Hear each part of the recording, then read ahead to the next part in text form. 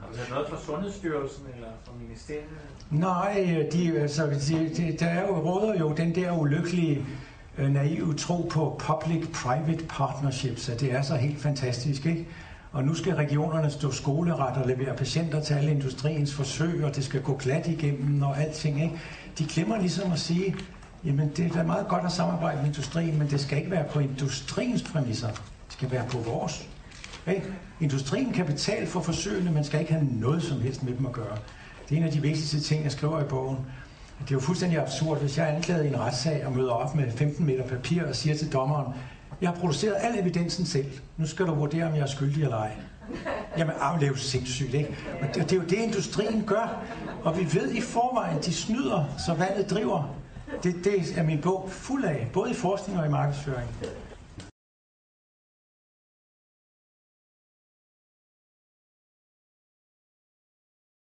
Hvad vil du så sætte i stedet for, hvis man for eksempel skal ned på medicin? Vi skal bruge den her medicin så lidt, som vi overhovedet kan. Og så siger du, hvad kan vi så sætte i stedet? Altså, hvis jeg skulle blive ramt af en psykiatrisk lidelse, så vil jeg sige nej tak til medicin. Overhovedet. Jeg vil slet ikke turde spise noget af det der. Altså, helt raske, som har taget en Fontex, de er jo blevet selvmordstruede.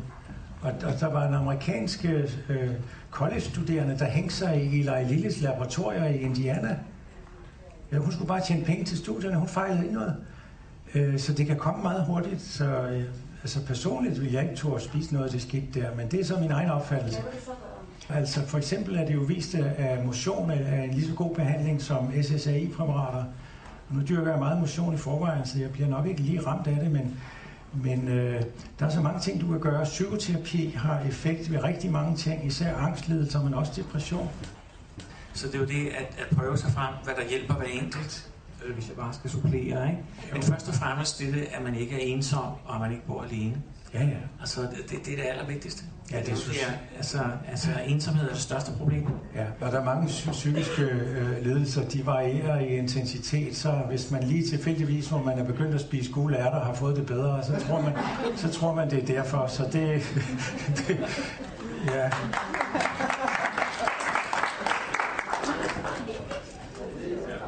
Jeg tænkte faktisk på dit svar, sådan, i hvert fald inden for mennesker, der får skizofreni, åben dialog.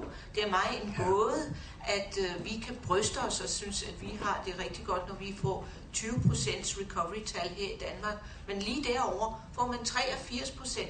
Og så tænker man, hvis det var kræft, så vil, og Kræftforeningen, tror du, Kræftforeningen vil forvente og acceptere, at vi skal bare nøjes med 20%? Cymbalta, det var et præparat, jeg læste om antidepressiv, som jeg ved er blevet godkendt i England, nemlig for inkontinens, eller hvad hedder det, ja. Overaktiv blære. Ja. Og den viser, det var ret interessant, fordi den viser i voksenbefolkningen der, at et forøget selvmordstankeprocent, den der. Da Eli Lilly forsøgte at få tisseriet godkendt som indikation hos FDA, så sagde FDA nej. De fik den ikke godkendt. Og uafhængige forskere kunne så ikke få adgang til de forsøg, de havde lavet, som også for eksempel for at se, hvor mange blev så selvmordstruede. Nej, det kunne man ikke få adgang til, for når FDA havde sagt nej til et lægemiddel, så var det dødhemmeligt alt sammen, ikke? Det er jo fuldstændig urimeligt, når man tænker på, at patienterne lægger krop til forsøg for at gavne andre patienter og videnskaben. Altså opfatter industrien patienterne som deres ejendom, og de data, de har givet anledning til, det er jo så horribelt, så det minder mig om kolonitiden. Altså, hvad er det slaveri? Hvad er det for noget? Jeg vil gerne have et oprør fra patienterne.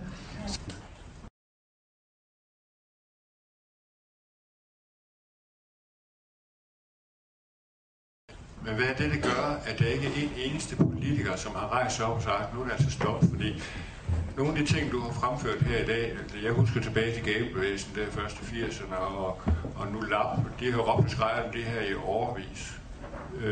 Nu kommer der sådan en meget hardcore dokumentation for dig også.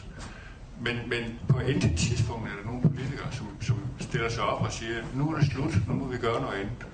Ja, det politikere mere end noget andet fokuserer på, det er alle de der kræftpakker. Og det er altså ikke rimeligt, fordi vi dør af alt muligt andet end kræft, og vi har andre lidelser end kræft osv. Så jeg har mange år været fortaler for, at psykiatrien var uleset og ikke fik de midler, de havde behov for. Men efter jeg har sat mig ind i tingene, så må jeg indrømme, at der spildes godt nok mange penge i psykiatrien, fordi man producerer patienter ved, at man ikke kan styre lægemidlerne. Så jeg er lige ved at mene, at vi skal måske snart den anden vej nu, fordi det er blevet helt ustyrligt. Har du nogle forslag eller idéer til, hvad man som psykolog, når man sidder med den ene efter den anden samtalepartner, som fortæller om, at de tager 4 til 5 forskellige præparater, og man kan høre, at mange af de ting, de oplever, kunne være symptomer på noget af det her medicin? Jeg vil læse på det. Læse Whittakers bog og læse alt muligt andet og sætte mig ind i tingene. Måske ikke sammen med sin klient. Ja, præcis.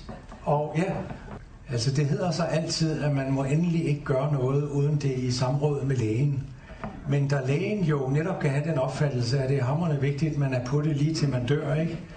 Så kan det jo godt være, at man skal være lidt ulydig. Det var dig, der var inde på den, ikke?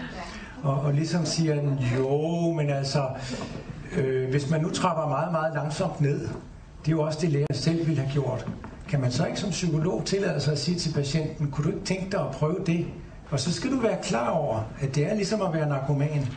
At nu kommer du på en kold tyrker, du vil risikere at få det af helvede til. Så det eneste, du ønsker, er at komme tilbage på lægemidlet.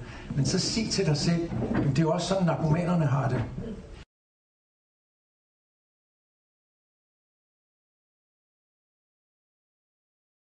Et slagkraftigt argument, psykiaterne jo har benyttet så meget af, det er, jamen det er jo så vigtigt at holde selvmordstruede personer på SSRI-præparater.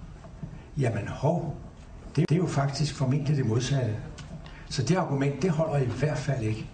Det gør det ikke. Vi giver ikke SSRI-præparater for at forebygge selvmord. Det argument, det holder ikke. Og har du gjort nogle overvejelser i forhold til uddannelsen af de kommende professionelle? At punkt 1 må være at undgå en professionel, der er på lønningslisten i medicinalindustrien. Og som patient kan man gøre ganske meget. Man kan spørge sin praktiserende læge, sidder du i et advisory board i et medicinalfirma, eller er konsulent for et medicinalfirma, eller modtager du besøg af lægemiddelsælgere? Og hvis ens praktiserende læge gør det, så kan man sige, jeg vil gerne finde en praktiserende læge, som ikke modtager de der sælgere, fordi det er veldokumenteret, at det ødelægger folks rationelle syn på lægemidler og modtage besøg af lægemiddelsælgere. Jeg vil tilføje her, at der er masser af ansatte sundhedspersonale, sygeplejersker og psykologer og socialrådgivere, som simpelthen ikke tør gå imod den ideologi som den dominerende læge. Er der ikke nogen her til stede fra Hillerød Hospital? Eller Helsingør Hospital, ikke? Så derfor er det hele ånden, hele den magt, de læger, som sidder og som er betalt af lægemiddelindustrien. Så det er hele den ånd, de lægger ned over, ikke? Og det er jo bare et vink. Ej, det bruger vi ikke her.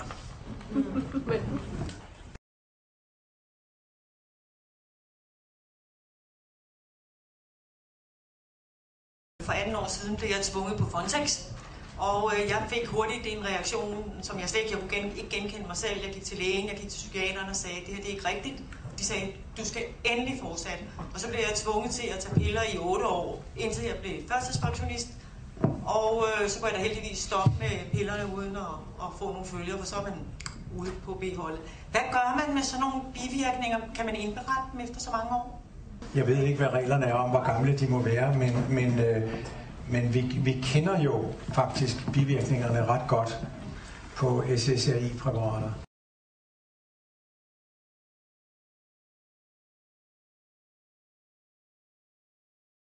Jeg var på et kursus engang, hvor en farmaceut, der hedder Bertel Rydinger, han medvirkede og fik udleveret medicinlister for alle os, der var på kurset. Og han påviste, at der var flere på kurset, som fik mediciner, der direkte modvirkede hinanden og i kolossale doser.